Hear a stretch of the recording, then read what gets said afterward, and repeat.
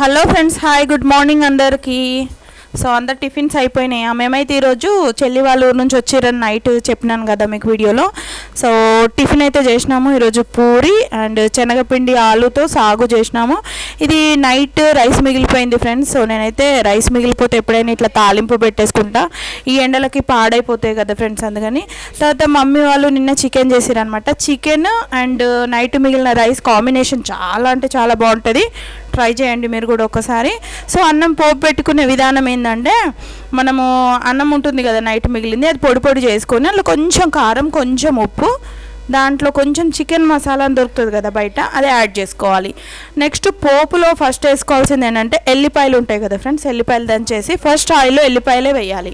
తర్వాత పచ్చిమిర్చి, తర్వాత ఉల్లిగడ్డ మంచిగా ఇలా రెడ్గా కాలిన తర్వాత కొంచెం పసుపు యాడ్ చేసేసుకొని ఈ కలిపి పెట్టిన అన్నం ఉంటుంది కదా, సో ఇది దీంట్లో వేసి కలుపుకోవాలి. కలుపుకొని అన్నం వేడెక్కేదాకా కొంచెం ఒక 2-3 మినిట్స్ వరకు పెట్టుకోవాలి.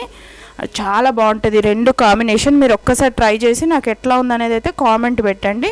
ఇంకా ఇల్లు అయితే మొత్తం అంగడంగడిగానే ఉంది, ఇంకొకసారి తిన్న తర్వాత క్లీన్ చేసుకుందాంలే అన్నట్టు నేను కూడా ఇంకా అట్లా వదిలేసిన అనమాట. సో ఇప్పుడు ఈ అన్నం అయితే దీంట్లో యాడ్ చేస్తాను, చూడండి ఒకసారి.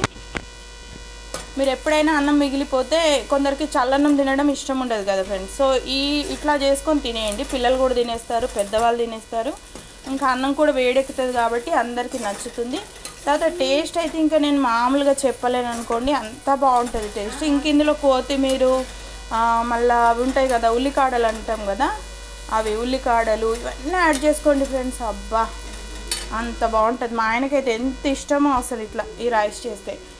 మీరు కూడా ఒకసారి ట్రై చేయండి అండ్ కామెంట్ అనేది చేయండి ఫ్రెండ్స్, ఎందుకంటే నాకు సబ్స్క్రైబర్స్ లేవు. నేను న్యూ ఛానల్ మొన్ననే పెట్టాను కదా, సో మీరు సబ్స్క్రైబ్ చేస్తేనే కదా నేను ముందుకెళ్తాను. అర్థం చేసుకోండి ఫ్రెండ్స్ కొంచెం, ప్లీజ్ లైక్, సబ్స్క్రైబ్. బాయ్.